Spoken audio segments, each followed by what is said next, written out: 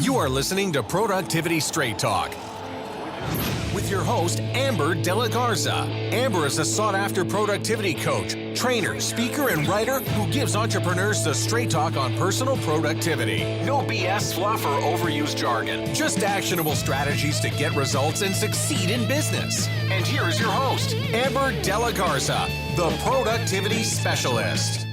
Welcome, and thank you for listening to Productivity Straight Talk. Today is episode 126, Boosting Productivity Through Transforming Conflict with Glenn Meier. If you're a business owner or entrepreneur who wants actionable solutions to maximize profits, reduce stress, and make time for what matters most, then you're in the right place, and I'm so glad you've joined me. I'm really looking forward to bringing this episode to you because you're going to meet our guest, Glenn. Glenn is actually a past client of mine from several years ago, and he approached me about this topic, and it was so well thought out and totally positioned to provide so much value for you, the listener of Productivity Straight Talk. So I'm really looking forward to bringing this one to you. Glenn Meier is a lawyer and shareholder with the Nevada-based law firm Holley, Driggs, and the founder of the Center for Conscious Business Law. Glenn focuses his practice on acting as a trusted advisor and legal counsel for companies looking to pursue a purpose and mission-driven approach to business. Among other roles, Glenn acts as a relationship engineer, aiding his clients in designing, building, and maintaining strong relationships with their stakeholders inside and outside of their organizations. In carrying out this mission, Glenn employs cutting-edge, collaboratively based legal tools like conscious contracts and collaborative law. Glenn is passionate about conscious capitalism and is using his business to help make the world a better place. When not lawyering, Glenn enjoys spending time with his most trusted advisor, his wife, and laying down funky grooves on the bass guitar. When listening in on my conversation with Glenn, you will discover how to manage the inevitable workplace conflict positively, how positive conflict harnesses the wisdom of your team and empowers them to generate the most innovative thinking and the most sustainable solutions. Glenn also shares his 3-part framework for you to transform the conflict in your business from a negative force that drags your business down to a positive force that propels the business forward, and so much more. Now, before we dive into meeting Glenn, I want to share with you one of the ways that we can work together. I want to share with you that if you are new to Productivity Straight Talk, well, maybe you haven't heard about how we could work together. But if you're a longtime listener, I also want you to hear this. I know that you're a longtime listener of Productivity Straight Talk because you are getting value every single time you tune in to Productivity Straight Talk. And I want to tell you, this is just the tip of the iceberg. I'll be honest, these episodes are created for you to get wins and ahas and to move your business and life forward. But if you want to take your results to the next level, then I invite you to work with me in my one-on-one peak performance coaching. My peak performance coaching consists of private coaching sessions to help you power up your productivity. They're tailored specifically to you and your business, exactly where you're at and where you're going. If you want to reduce stress, take back control of your business and life, improve efficiency, accomplish your goals with ease, increase your profits, and be held accountable for achieving results, then I invite you to work with me via my one-on-one peak performance coaching program. If you're interested, there's 2 ways that you can move forward. One, just head on over to theproductivityspecialist.com/coaching. You can read more about the program and schedule a call with me. Or if you already know that you've been waiting to work with me, then just head on over to theproductivityspecialist.com/call, schedule a call with me. We'll get on the phone. We'll talk about your goals. Where are your challenges? And I'll be really honest with you. If I'm the person to work with you and to help you propel you towards achieving your goals, I will let you know. And if you're not, I'll let you know that too. So no obligation. Let's get on the phone and let's talk about working together. Now, let's get to the straight talk. Hey, Glenn. Welcome to Productivity Straight Talk. How are you? I'm doing great, Amber. Thank you for having me. Oh my goodness. You sound like you have like an amazing radio voice / podcast voice. Well, I've been told from time to time that I sound good over the air. So Yes, you do. happy to have the chance to do it. Awesome. Awesome. Well, that's a treat for our listeners. Hey, Glenn, so we just heard your official professional short bio, but if we wanted to know a little bit more about you, tell us a little bit more in your own words. Who is Glenn? Yeah. So Glenn is a guy who actually has been really interested. Interested isn't a good enough word. Fascinated with how people get along with each other, work together. Like ever since I was a little kid, I was really was interested in groups. I got into it a lot, starting with being in the marching band in high school. And we were a really good band. And what I learned later, I wasn't aware enough of what was going on at the time to know. But what I learned later was that our band director had actually created a really strong organizational culture within the group. And I really think because of that, we kind of transcended the sum of our parts and went from being not very well regarded to one of the top bands in Southern California really quick. And so your memory of that was just experiencing it, but not really able to identify why you were feeling that magic. Right. And then as I got into work and I went to law school and was always attracted to being in the courtroom because I just always thought it was so good that we could go into a courtroom and use logic and intellect to solve problems rather than just people fighting with each other. Is that what it's like in the courtroom? Well, no. That was wishful thinking? Well, it was, but there's a good reason why it was. And the reason for that is that the legal system is kind of one size fits all when it comes to relationships. The legal system sort of has to presume that everybody is looking to take advantage of the other people.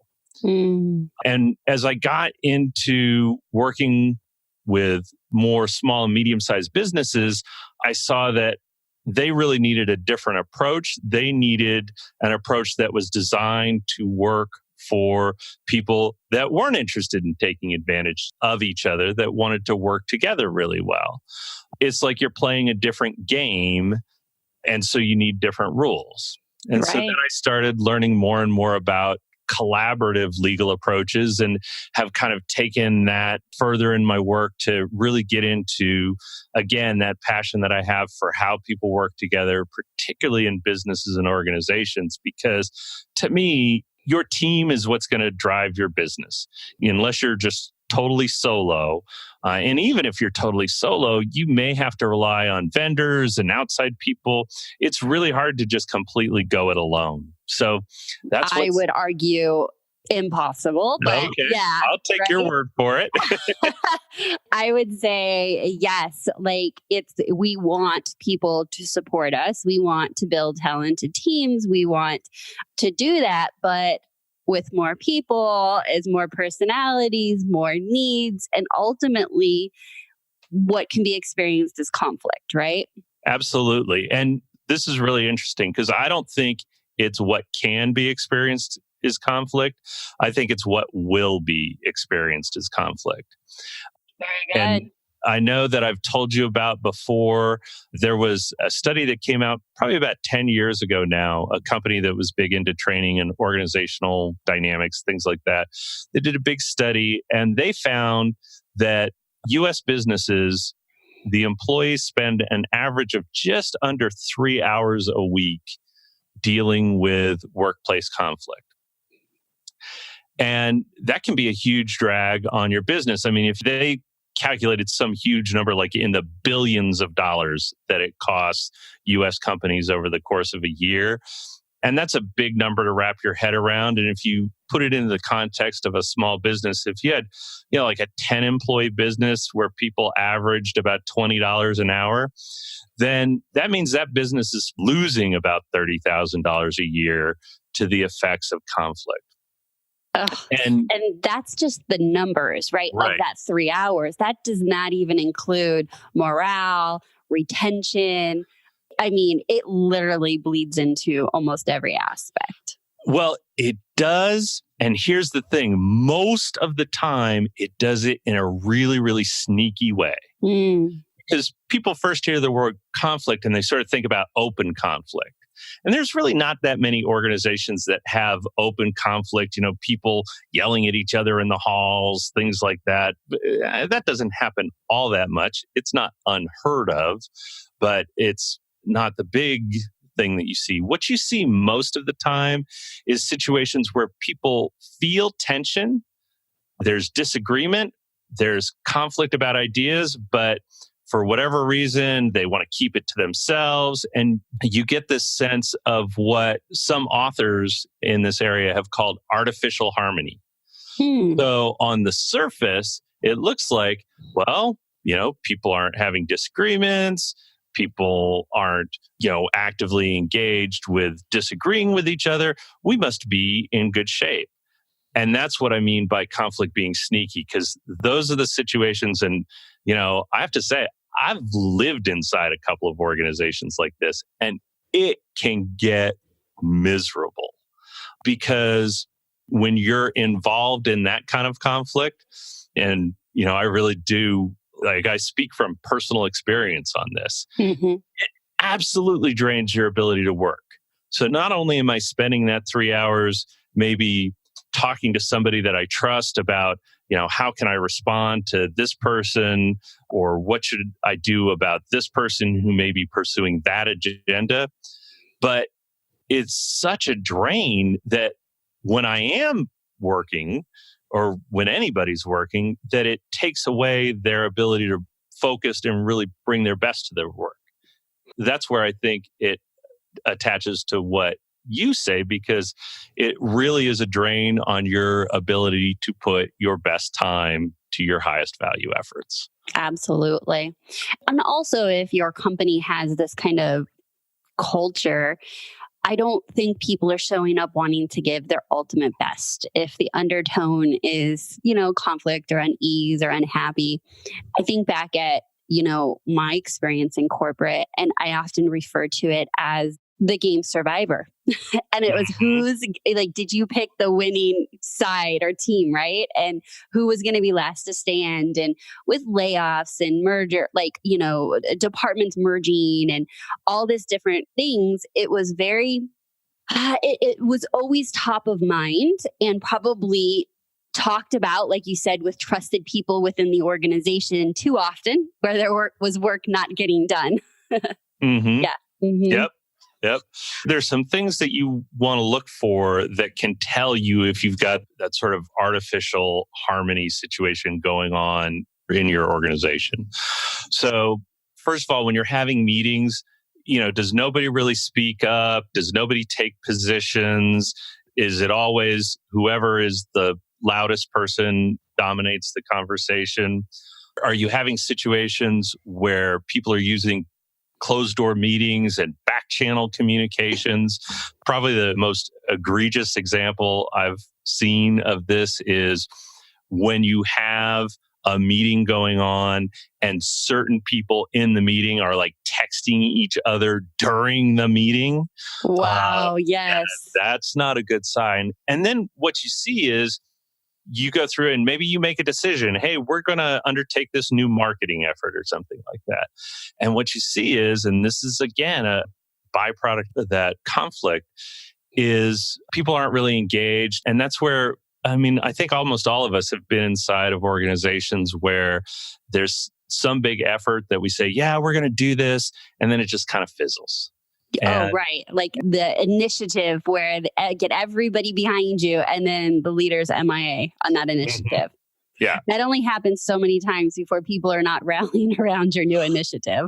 Right. And then, people start to tune out and it is. So that's what I think is the biggest threat to most teams, is that how do you stay out of that thing where it doesn't really feel like we're in conflict, but in fact you are.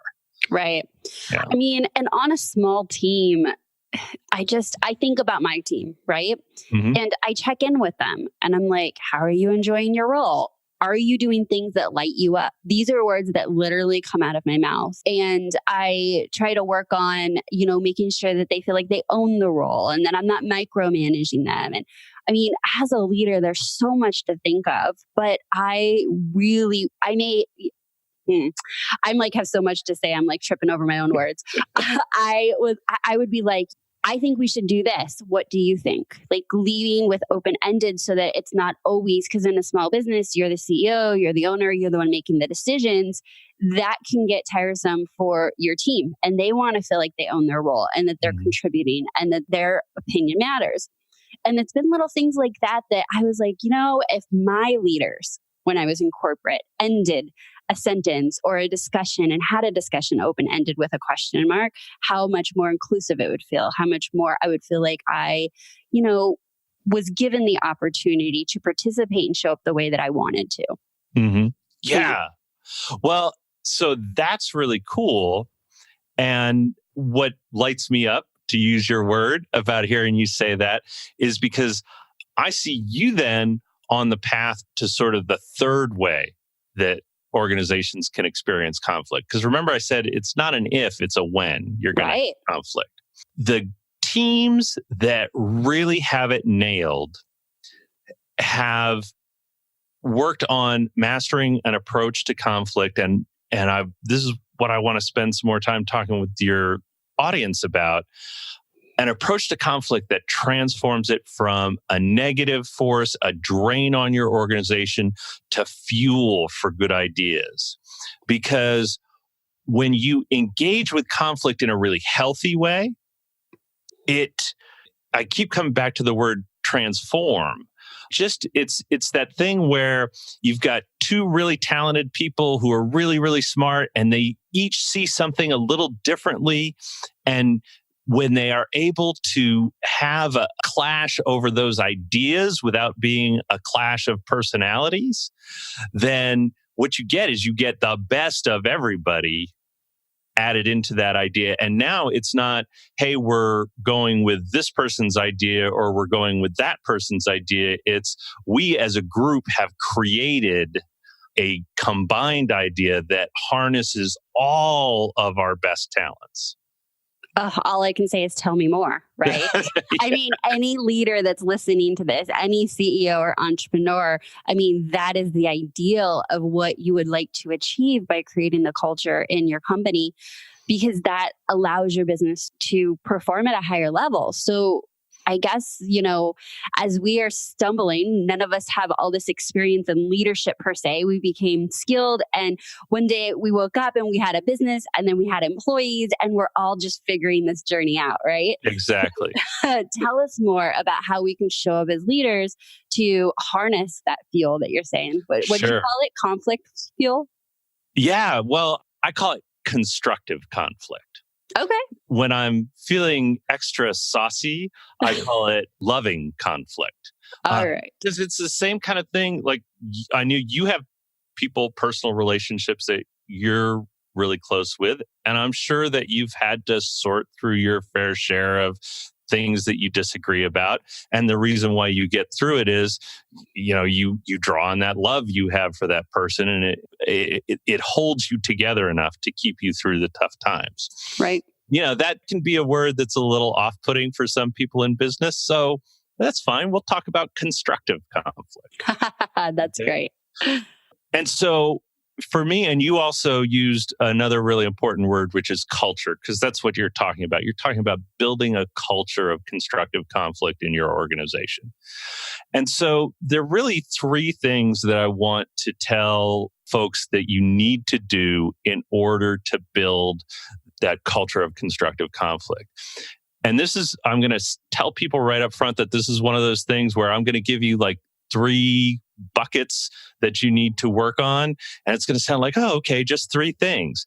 But like any culture building effort, it takes a lot of work. It takes a lot of time and energy and attention. So what I want to do is tell people the 3 things that you need to focus on. And for each one of those, I want to give you a little tip of some things that you can do. But understand that the things that I'm saying today are the starting point. They're not the full checklist. Okay. So if I'm hearing you correct, this is something you work on every day, all the time. I know you said a checklist, but it's not like, okay, I'm working on culture J checklist, it's done. Yeah. This is always evolving, correct? Right. Okay. All right. One of those, you never cross the finish line. That sounds like an exciting task. Yes, indeed. Yes, indeed. So let's just dive in and talk about this 3-part framework. So I think the first thing that you absolutely need to do is you need to change the mindset that people have around conflict. There is an assessment tool that's out there called the Kilman Conflict Instrument. And it's something that people can go through and answer a few questions, and it will tell you what your default approach to conflict is. Oh my goodness. So let's pause right there. Is that a paid assessment? It is a paid assessment. You have to be certified to be able to administer it. And if you're, I'm sure there's probably something you can do online to find your conflict style. But if you really want the real deal, you've got to go to a certified administrator of this tool. Okay.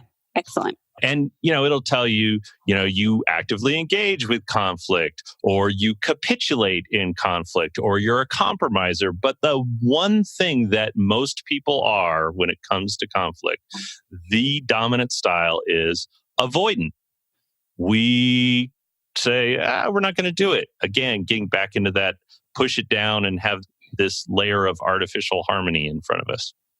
So as a leader, what you want to do is create an attitude around conflict that drives away people's urge to be conflict avoidant. And the best thing you can do to start with that is encourage people to disagree with you. Maybe you go into a meeting and you have somebody whose designated job that, they're the designated contrarian for that meeting.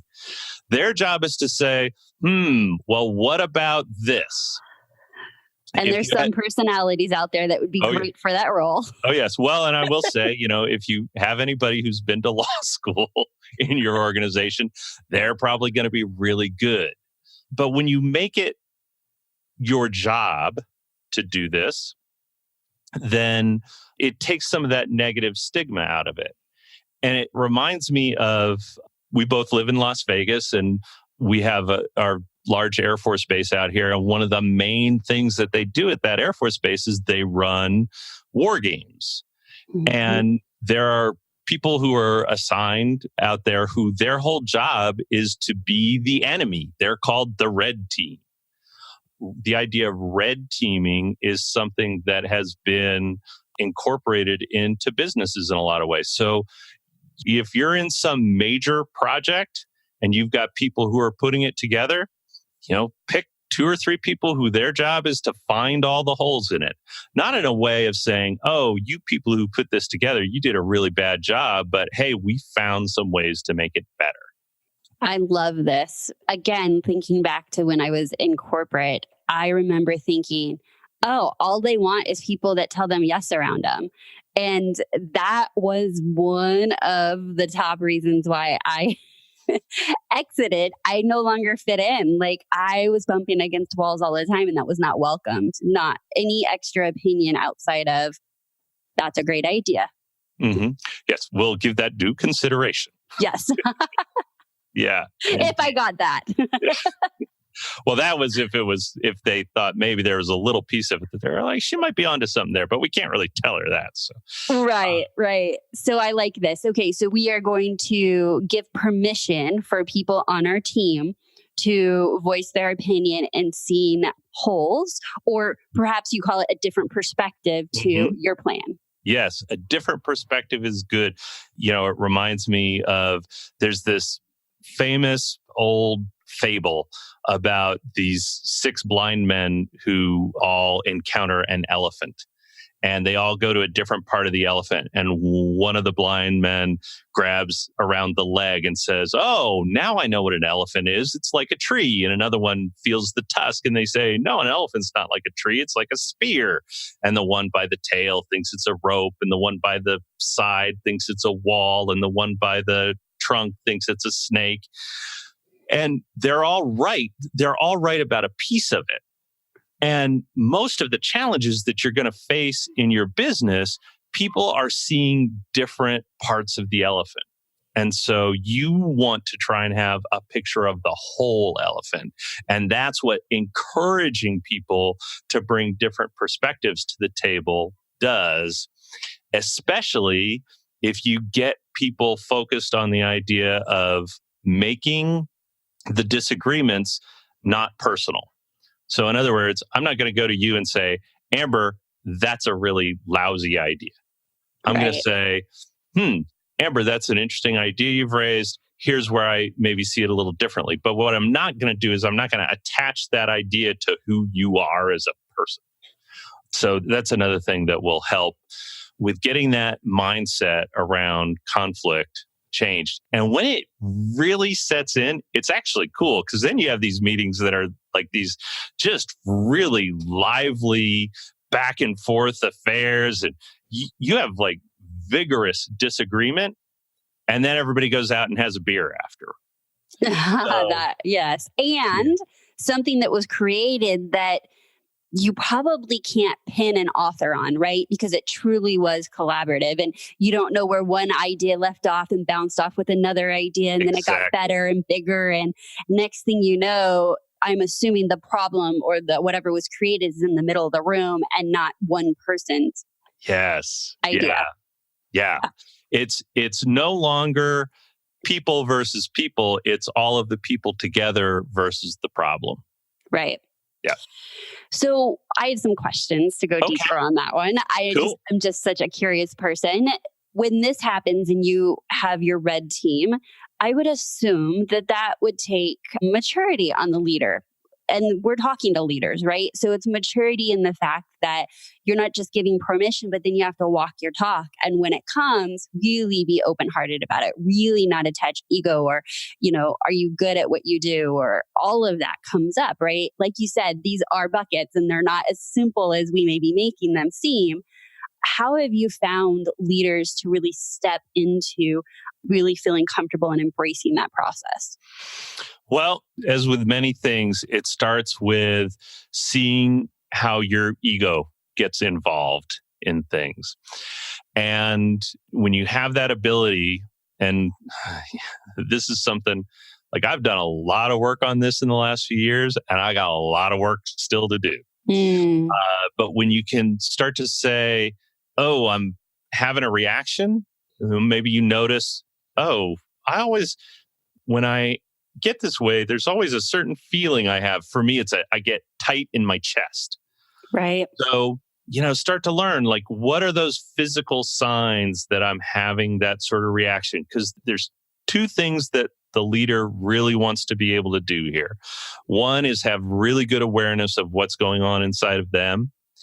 And then two, once they have the awareness, to be able to make the choice not to react in the way that their reptile brain is encouraging them to do.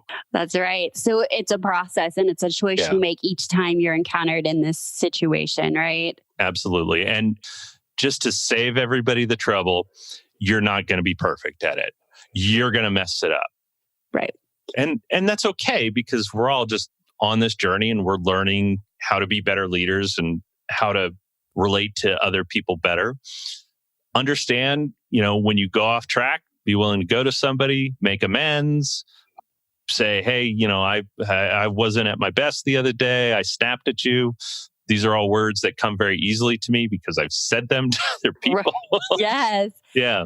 I'm picturing myself like my go-to reaction is to get defensive and to defend whatever position that is or was, or try to, I'm being really honest here, or try to explain why I think my position, I have more experience, or like why I see things the way I see, instead of stopping and doing what I try to do more often, which is say, tell me more. I love those three words. Because it gives me time to breathe. And then if I didn't initially quickly see like, oh, they did see it differently, that's great. Well, maybe I need to dig deeper. Tell me more. And oftentimes with Tell Me More, now I've given them the platform that I was getting ready to get on, which is say, well, all the reasons why I think my idea should be whatever it is, right?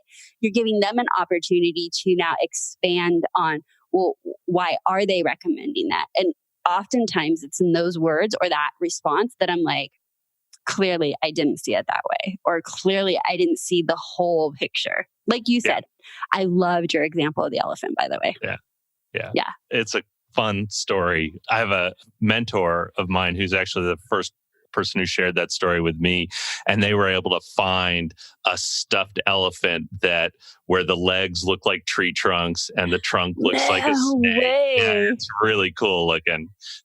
That's great. That's a great example. But the visual, just saying it over the podcast here and you talking to me, I was visually painting a picture and it was great. Great example. Cool. All right. So is that the finish of bucket one? Are we ready for bucket two? Okay. Yeah. So what is bucket two for us? So bucket two, I call it aligning to true north. And what I mean by that is in any group of people that's working together, you are going to be so much more effective together if you have a shared set of guiding principles. These are the things that we agree on are really important, that are really going to guide our behavior. So, you hear a lot of companies today talk about being values driven, having corporate values. People pay a lot of money to a lot of consultants to come up with these really cool statements of values. And it's really important to do. But this is another one of those things where it's not just, oh, okay, we did the work, we created our values, we made some really, really pretty posters, we put them up on the wall, and now we go on about our business. Right. You have to actually bring them to life. The example I like to tell people is if you go back and you look at Enron's corporate values that they professed, their talk, not necessarily their walk, wow, you'd be really impressed. But we all know how that turned out. So got to bring them to life. This is interesting because I don't think that many very small business owners, so we're talking 10 and under employees, 5 employees, put this as that important, right? It's kind of like we figure it out. We're all kind of friends. Everybody, there's really clear communication. There's not a lot of levels to the org chart. And I think that this is a great team building exercise, right? And exploring your company having its own values outside of just the owners. And that I think is more often than what happens is like, well, you're like, I know my values and I started the business and this is my company. And you just maybe, I'll speak for myself, assume that anyone you hire has the same values. But I can see how that is a major disconnect for a lot of business owners. It is. And what happens is, so every organization has values. Most keep them very implicit because, there are things that are important, whether you write them down on paper or not. The beauty, and you hit on it exactly, is that when you go through the process of taking what's implicit and making it explicit, that it just builds this energy of the team around it. Because now, even if it really is the owner saying, here are my values and kind of, I expect you to follow my values. If you go through the process of developing the statements as a group, and a group of like 5 to 10 employees is in some ways has a huge advantage of this because they can actually get the whole group involved in the process. Right. And instead of someone coming and saying, oh, by the way, this is what we decided. And then everybody owns them and everybody feels tied to them. And then when you take this step that I'm about to share, it also really helps people make decisions and guide their behavior. And behavior is the magic word there. So it's not enough to come up with a poster that says, oh, we value integrity. One of my favorite clients has a company value of brilliance, which I love. And I've seen them use it in their operation where they take a look at work and the question they ask themselves is, Not, is this okay? It's, is this brilliant? And if it's not done. Wow. Yeah. So, but rather than just saying, here are the words that we say we value, you can think of, for all of those words, behaviors that are examples of those words. Behaviors that support your values, and sometimes you can think of behaviors that undermine those values. So what you want to do is you want to express your company values as behaviors, not as ideas. So here, I think, is a really good example. Integrity is a really popular corporate value. And that's good, because that means you walk your talk. In terms of how to express it, if you say, we value integrity, well, a lot of people can come up with their own definition of what that means. But if you say it like, we always do the right thing, even when it's not the most profitable thing. Well, now you've given somebody some pretty clear guidance on what to do. It's more important to do the right thing than to make the most money. If I have to choose between those things, now I've been told in advance, before the you-know-what hits the you-know-what, what my decision is. And that's so important, because the time when you really need your values is the time when it's hardest to live up to them. Yes.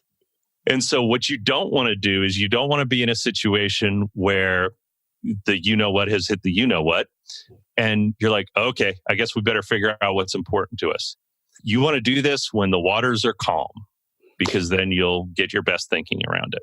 Right. And as you're saying this as a leader, it often can be paralleled as a parent. And just one random thing that's coming up for me is, like, I can't tell my son, don't do that, or this is going to happen. And then he does it and you don't do anything about it, because next time it doesn't matter what I said, right? Because he won't believe it. I didn't follow through.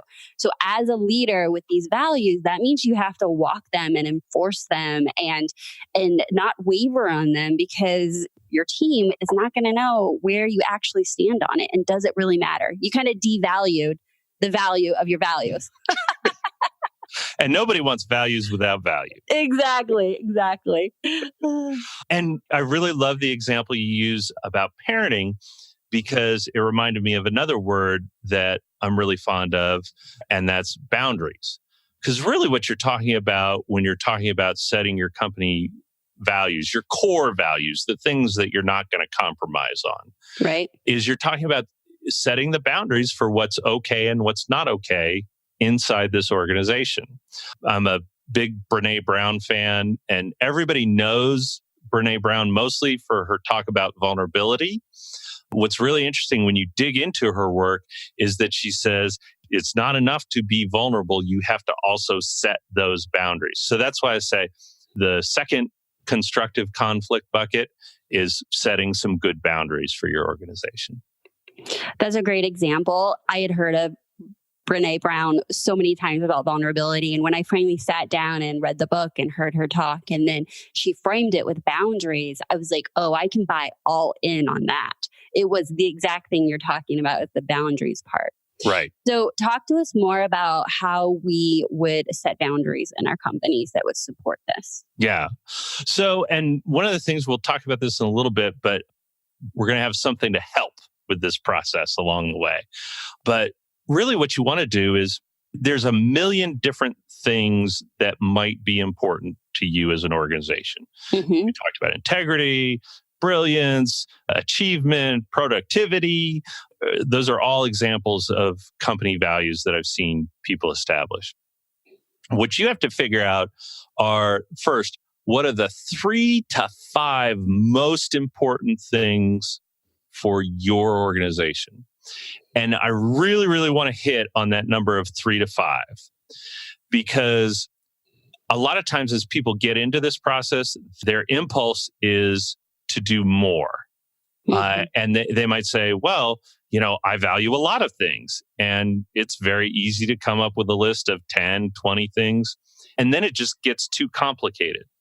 So I think of it as there's tiers of values. One tier is, here's the way we like to behave when we can.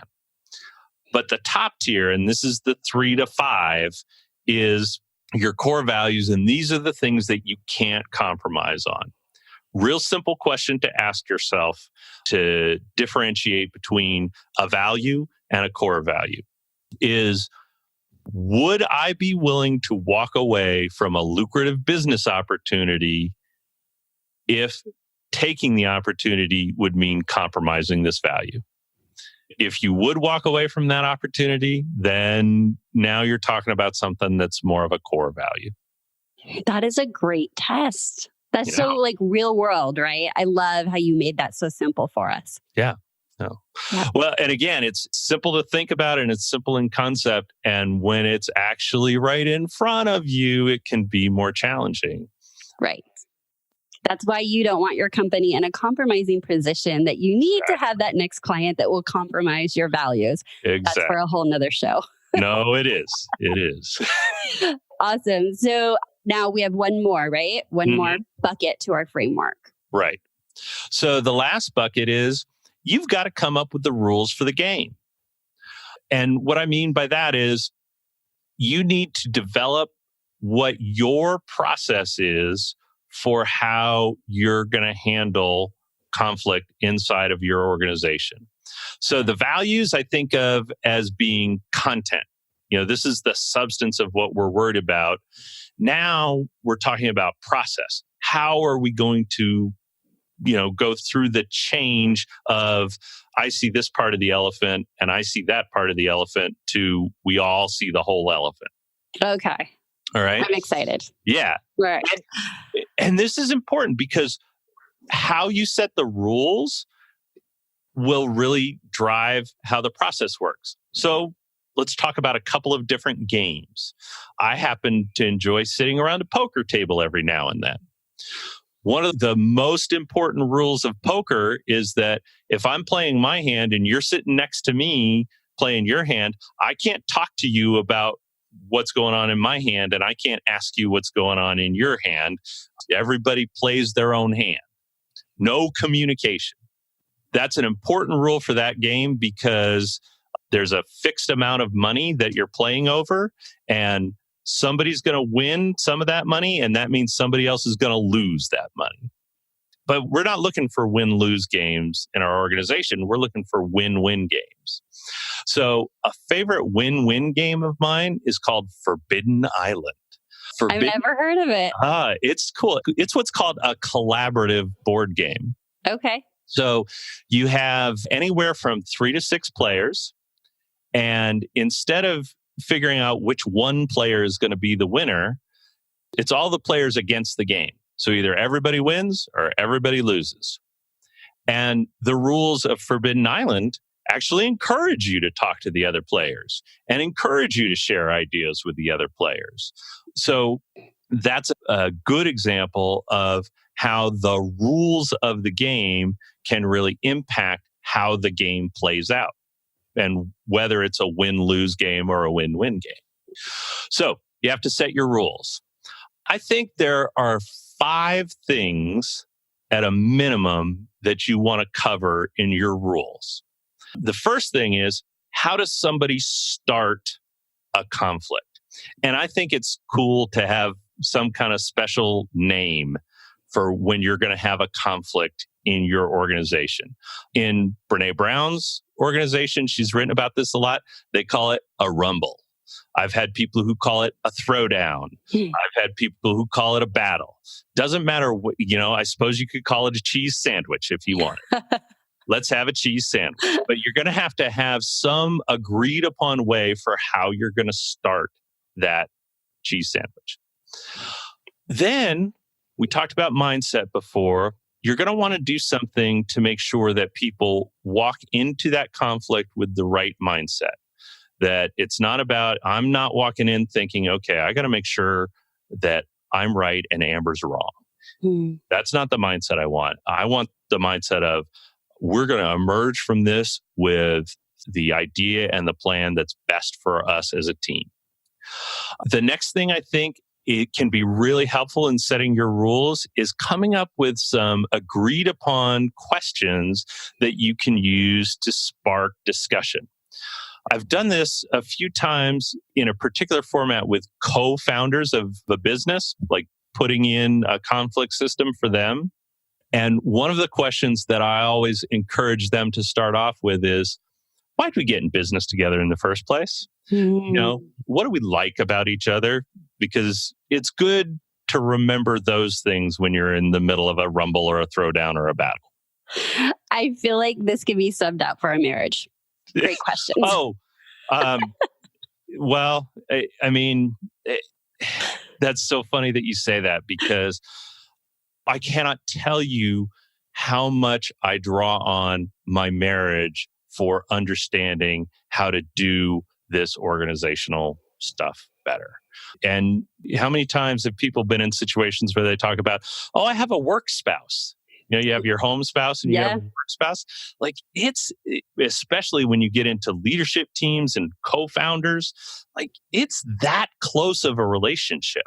And it's worth that level of attention, the relationship. It is. And oftentimes you're spending more time at work with whomever you're working with than you are with your spouse, like hour for hour. And, I'm joking, but the conflict that you have, in your marriage, if you follow these rules, it's no surprise that they work with other people that are just humans, that you're wanting to first start off with, what am I grateful for? That's what I heard you say is like, okay, let's remember like why I really wanted to marry you / get in business together. And then that will come from a very positive place and ground me. And now we can continue on with the conversation. Right. I'm going to go back to the L word, because what you're talking about is, how do you get through those situations where you're like, you know what? I love you, but at this particular moment, I'm not sure that I like you. Yes. So how do you get back into that right frame of mind? So we talked about, how are you going to get started? Yep. How are you going to get your mind right? What questions are you going to use to spark discussion? Another thing I think is very helpful to think about in advance is, when are we going to decide that maybe we need to bring in some outside help for this conflict? So, and that can take a wide range of things. It can be anything from, if you've got, say, 2 people in an office who are having a throwdown over something, maybe there's somebody in the office we both trust and we just want to bring them in and have them just kind of sit with us and help make sure the conversation stays on the rails. It can be that informal. Maybe you have a mentor or a outside trusted advisor that you want to bring in. Maybe you want to go all the way. Like, if there's something really serious going on in an organization and you're having trouble getting through it yourself, maybe you want to bring in a professional mediator to help you. So that's another good topic to think about in advance. And then the last thing I encourage people to do as kind of minimum required standards is, how are you going to wrap up a conflict in a way that you make sure that you haven't damaged that relationship? So how are you going to make sure you good? Yeah, I'm good. You good? Okay, good. We're still good. So that's the last step that I encourage people to kind of think about how they're going to do. And also having it okay that if they're not good, they can speak up. They can say, I need time. Can we recircle this conversation when I've cooled down? Like same tools we use in our personal relationships as well, right? You don't stop being a human being when you come to work.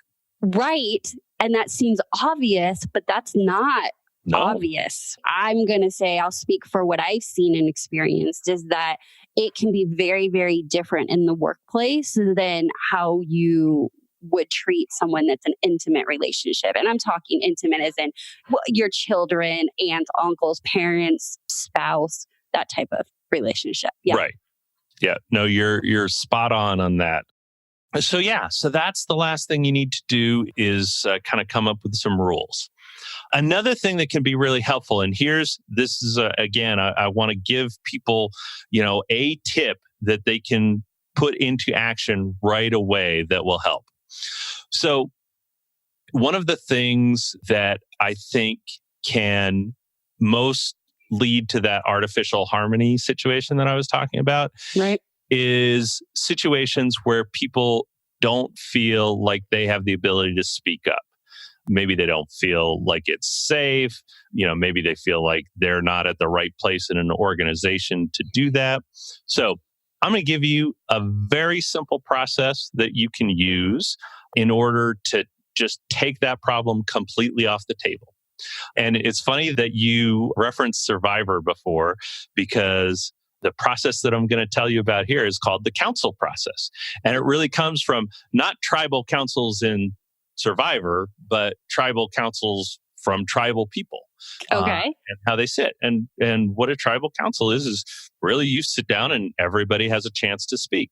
So let's say that you want to have something that you're going to talk about in a meeting, and you want to make sure that everybody gets a chance to say what they think. Here's what you do. You say, okay, for this discussion in our meeting, we're going to invoke the council process. And what that means is we are literally going to go around the table, pick wherever you want to start.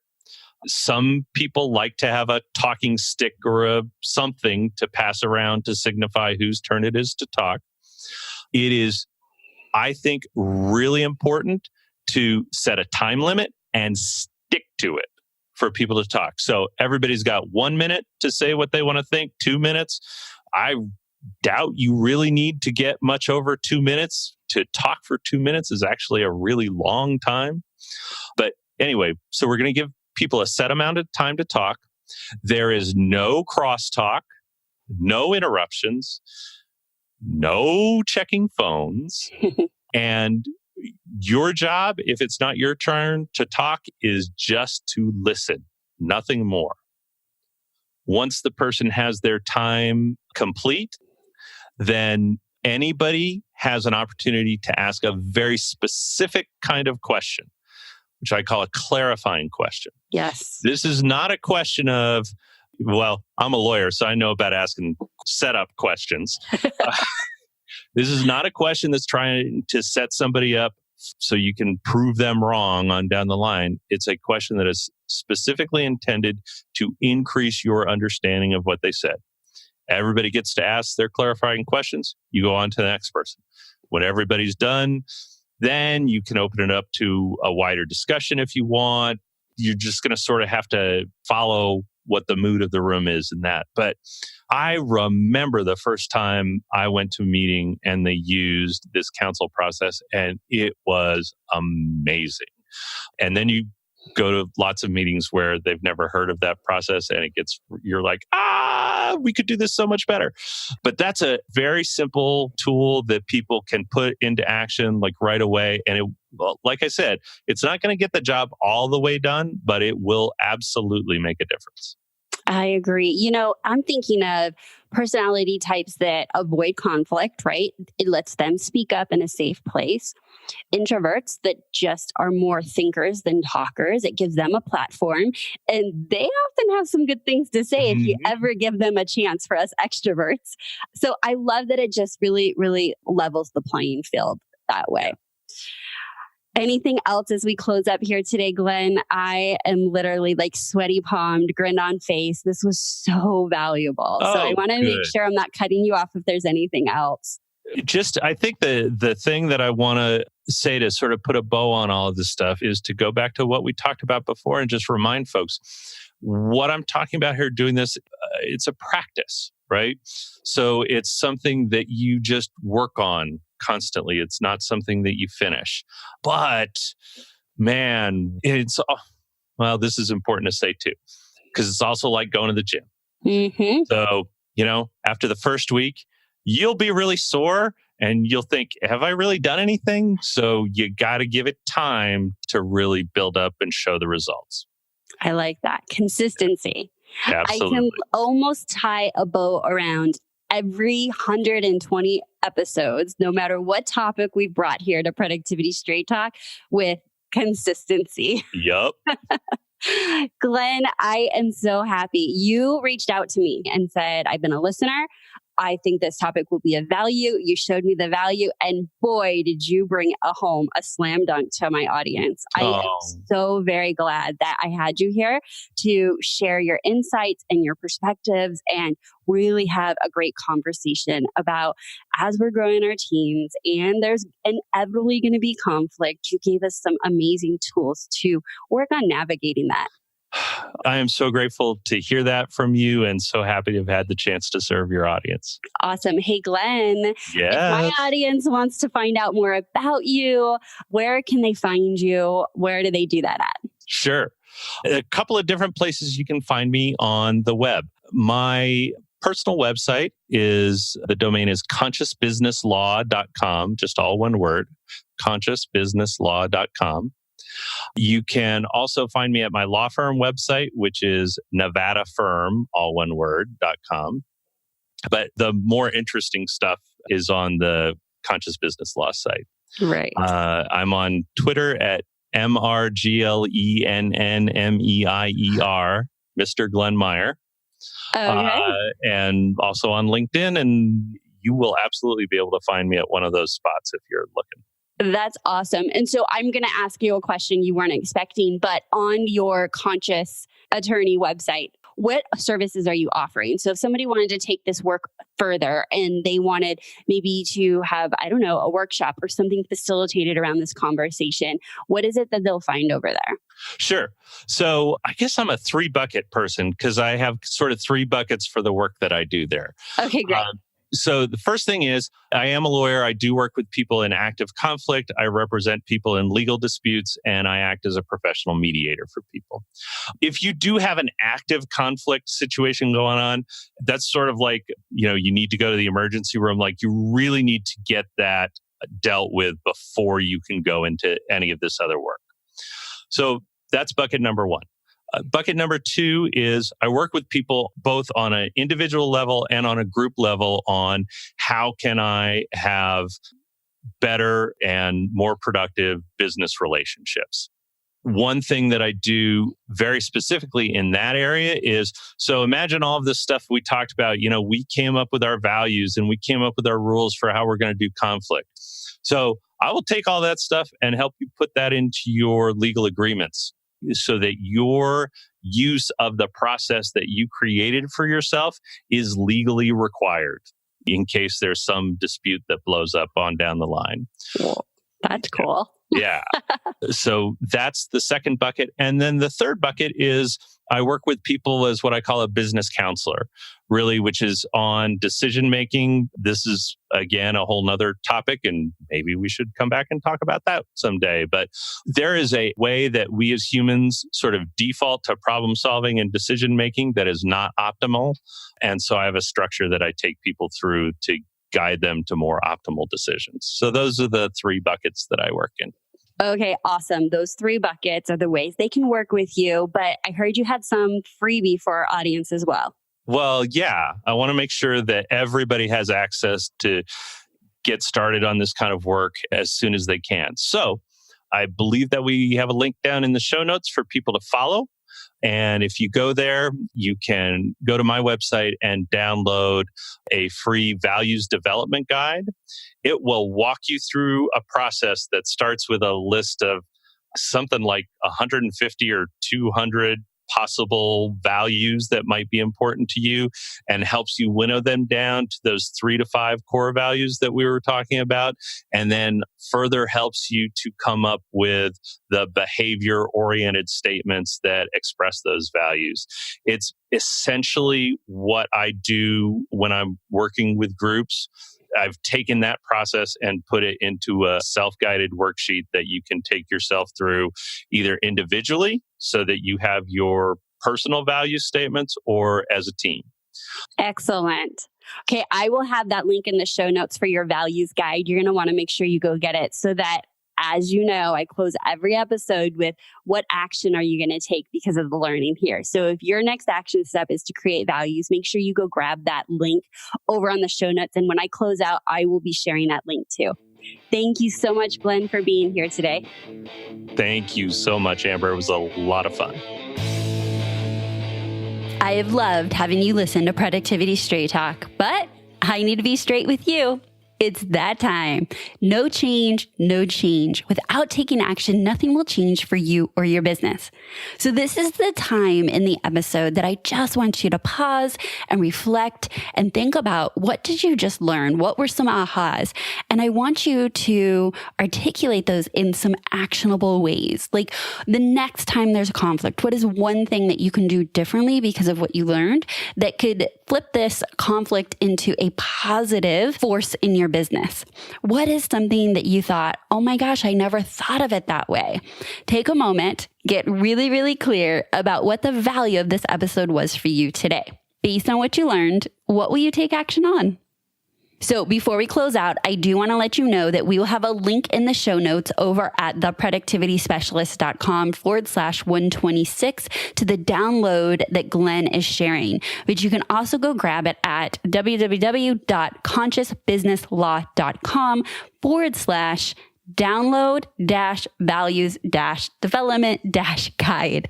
And if that is too much for you to stop and go grab, then just head on over to theproductivityspecialist.com/126 and we'll have the links to that great giveaway that Glenn's giving to us today.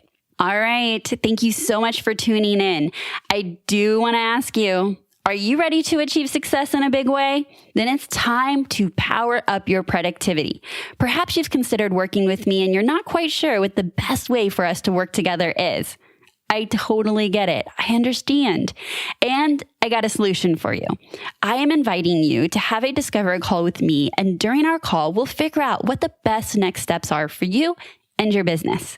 You can go schedule your call by going to theproductivityspecialist.com/call. All right, guys. Thank you so much for tuning in to another week of Productivity Straight Talk. Until next time, have a productive week.